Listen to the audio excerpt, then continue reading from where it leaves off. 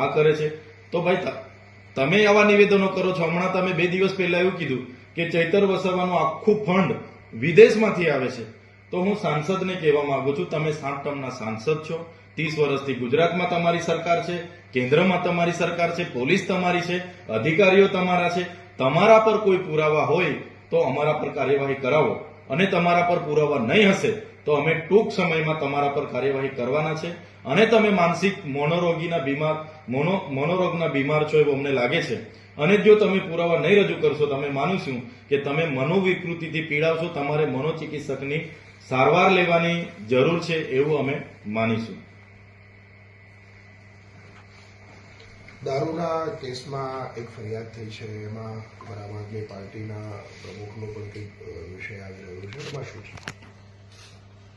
2 દિવસ પહેલા, અગાઉ 4 દિવસ પહેલા